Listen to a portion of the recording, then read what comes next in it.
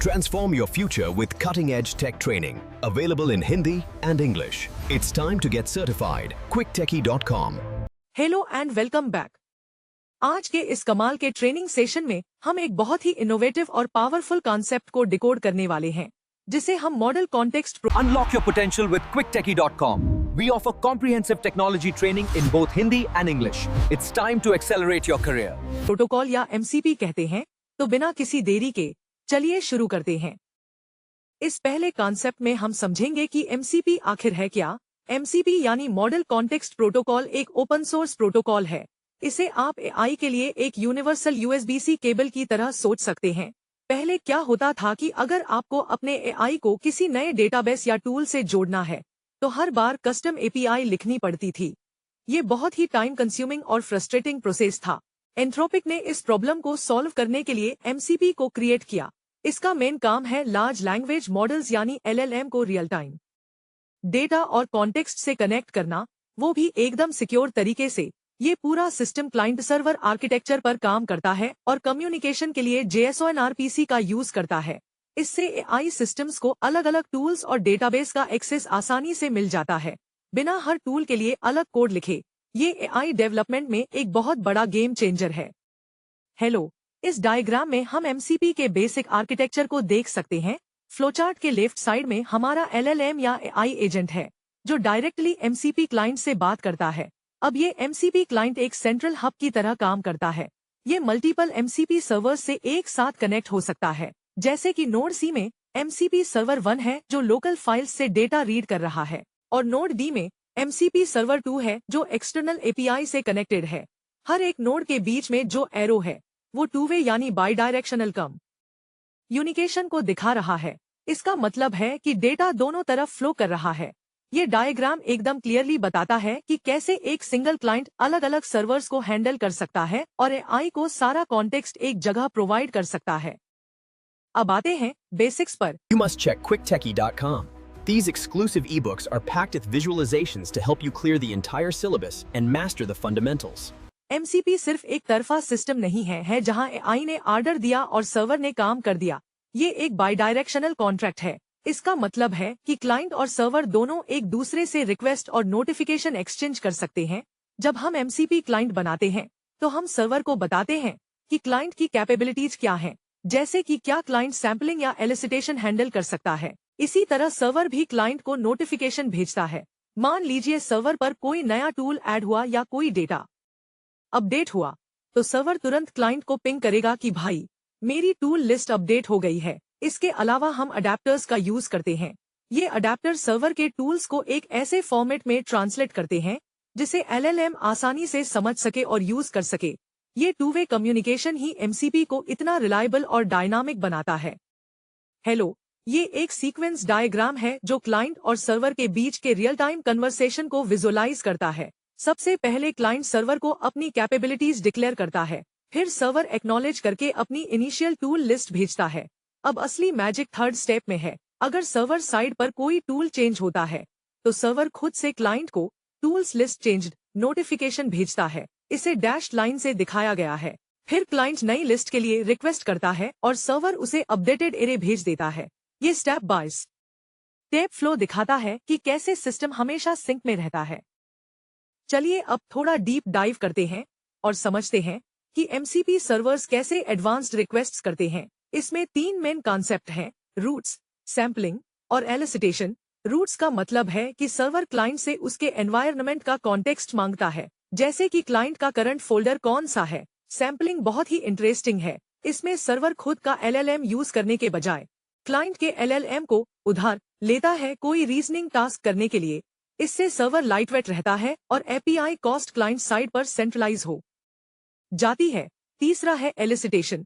इसमें सर्वर एक सिक्योर तरीके से डायरेक्ट यूजर से स्ट्रक्चर्ड इनपुट मांगता है, वो भी एक JSON स्कीमा के थ्रू। यानी अगर सर्वर को कोई स्पेसिफिक डिटेल चाहिए जो एआई के पास नहीं है, तो वो एलिसिटेशन के जरिए यूजर से प्रॉम्प्ट करवा सकता है। ये तीनों फीचर्स एमसीपी को एक नेक्स्ट लेवल आर्किटेक्चर बनाते हैं। हेलो, इस डायग्राम में हम सर्वर से जनरेट होने वाली रिक्वेस्ट्स का फ्लो देख रहे हैं। टॉप से शुरू करें तो एमसीपी सर्वर एक सैम्पलिंग रिक्वेस्ट एमसीपी क्लाइंट को भेजता है। क्लाइंट फिर उस रिक्वेस्ट को लेकर LLM API को कॉल करता है। LLM अपनी रीजनिंग प्रोसेस करके रिजल्ट वापस क्लाइंट को देता है और क्लाइंट वो पेलोड सर्वर को लौटा देता है। इसी तरह डायग्राम के राइट साइड में सर्वर सीधा यूजर प्रॉम्प्ट को ट्रिगर कर सकता है, जिसे एलिसिटेशन कहते हैं। ये नोड्स और एरो का फ्लो एकदम साफ दिखाता है कि कंट्रोल कैसे बैक एंड फोर्थ मूव कर रहा है।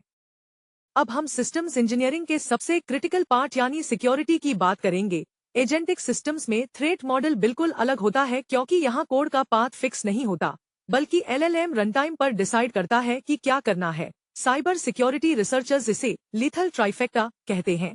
ये एक ऐसा कॉम्बिनेशन है जो सिस्टम को बहुत वल्नरेबल बना देता है। इसके 3 पार्ट्स हैं। पहला, अनट्रस्टेड इनपुट, यानी AI एजेंट को बाहर से कोई ऐसा इंस्ट्रक्शन मिल रहा है जिस पर हम ट्रस्ट नहीं कर सकते। दूसरा, सेंसिटिव डेटा एक्सेस, एजेंट के पास आपके प्राइवेट डेटा को रीड करने की परमिशन है। और तीसरा, एक्सफिल्ट्रेशन कैपेबिलिटी, यानी एजेंट के पास कोई ऐसा टूल है जिससे वो डेटा को इंटरनेट पर किसी हैकर को भेज सकता है। जब ये तीनों चीजें एक साथ मिलती हैं, तो डेटा ब्रीच होना लगभग तय हो जाता है। इसलिए एक डेवलपर के तौर पर आपको इस ट्राइफेक्टा को हमेशा ब्रेक करना होता है। हेलो, ये एक सिंपल पाई चार्ट है जो लीथल ट्राइफेक्टा के 3 मेन पिलर्स को विजुअलाइज करता है। इसमें पूरा सर्कल एक कंप्लीट एजेंटिक थ्रेड को रिप्रेजेंट करता है। इसके 3 इक्वल पार्ट्स हैं। पहला हिस्सा अनट्रस्टेड इनपुट का है, दूसरा हिस्सा सेंसिटिव डेटा एक्सेस का है और तीसरा हिस्सा एक्सफिल्ट्रेशन कैपेबिलिटी का है। जब एक सिस्टम में ये तीनों एलिमेंट्स 33.3% का वेटेज लेकर एक साथ आते हैं, तब वो सिस्टम एक मेजर सिक्योरिटी रिस्क बन जाता है। सिक्योरिटी की बात हो रही है तो चलिए सर्वर साइड हार्डनिंग पर डीप डाइव करते हैं। एक MCP सर्वर बनाते टाइम कुछ कॉमन बग्स को अवॉइड करना बहुत जरूरी है। पहला है एक्सेसिव परमिशन स्कोप। मान लीजिए AI एजेंट को कोई फाइल रीड करनी है, तो आपको पाथ ट्रैवर्सल को रोकना होगा ताकि AI सिर्फ ऑथराइज्ड फोल्डर ही एक्सेस करे। दूसरा है मैलिशियस कोड एग्जीक्यूशन। जावास्क्रिप्ट में कभी भी eval फंक्शन का यूज नहीं करना चाहिए, क्योंकि LLM हैक होकर कोई भी डेंजरस कोड रन कर सकता है। इसकी जगह हमेशा सेफ सैंडबॉक्स या इंटरप्रेटर यूज करें। तीसरा है कमांड इंजेक्शन। अगर आप सर्वर पर शेल कमांड्स रन कर रहे हैं, तो कभी भी LLM का जनरेट किया हुआ स्ट्रिंग डायरेक्ट पास मत कीजिए। हमेशा स्पॉन यूज करें, जहां आर्गुमेंट्स पैरामीटराइज्ड होते हैं। एक से एक का यूज बिल्कुल न करें। लास्ट में, हमेशा principle of least privilege follow करें, चाहे वो एप्लीकेशन लेवल पर हो या OS लेवल पर।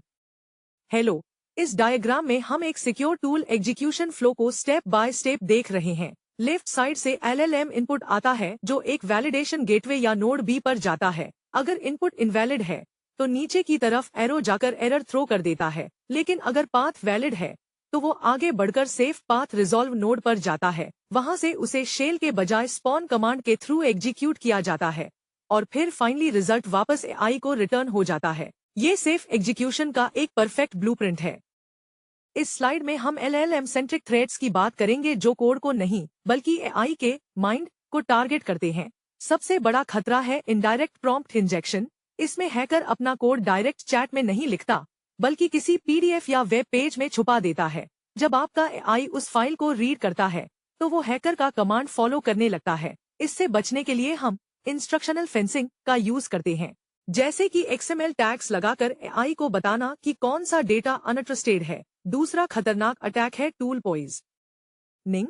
इसमें एक मैलिशियस MCP सर्वर अपने टूल के डिस्क्रिप्शन में ही हैकिंग के कमांड्स छुपा देता है।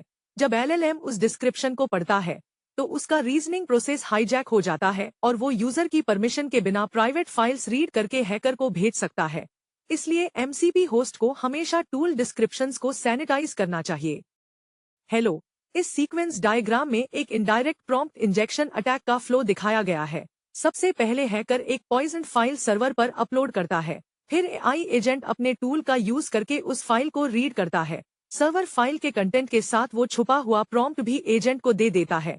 अब एजेंट के अंदर का रीजनिंग इंजन हाईजैक हो जाता है, जिसे एक सेल्फ लूप एरो से दिखाया गया है। फाइनली, एजेंट हैकर को प्राइवेट डेटा एक्सफिल्ट्रेट करके भेज देता है। ये डायग्राम अटैक की सीवियरिटी को बहुत अच्छे से एक्सप्लेन करता है।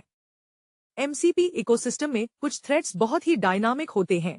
चलिए 2 मेन अटैक्स समझते हैं, टूल शैडोइंग और रग पुल अटैक्स। टूल शैडोइंग में एक हैकर अपने सर्वर पर एक ऐसा टूल बनाता है जिसका नाम आपके किसी ट्रस्टेड टूल से मैच करता हो, जैसे कि सेंड ईमेल।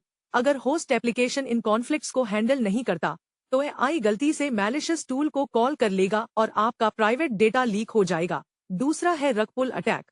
ये बहुत ही स्नीकी है। इसमें एक सर्वर शुरू में बिल्कुल नॉर्मल बिहेव करता है, आप उस पर ट्रस्ट करने लगते हैं, लेकिन कुछ दिन बाद वो डायनामिकली अपने टूल का डिस्क्रिप्शन अपडेट कर देता है और उसमें मैलिशियस कमांड्स डाल देता है। इसे अवॉइड करने के लिए डेवलपर्स को नेमस्पेसिंग का यूज करना चाहिए और होस्ट एप्लीकेशन को लिस्ट चेंज्ड नोटिफिकेशंस पर हमेशा यूजर को अलर्ट करना चाहिए ताकि बिना अप्रूवल के कोई भी टूल अपडेट ना हो।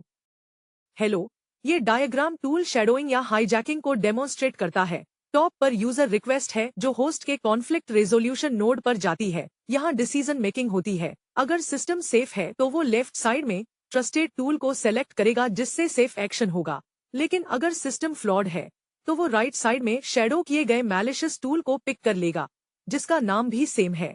इससे नीचे की तरफ डेटा लीक वाला एक्शन ट्रिगर हो जाएगा। ये डायग्राम क्लियर करता है कि होस्ट लेवल पर नेमस्पेसिंग और कॉन्फ्लिक्ट हैंडलिंग कितनी जरूरी है।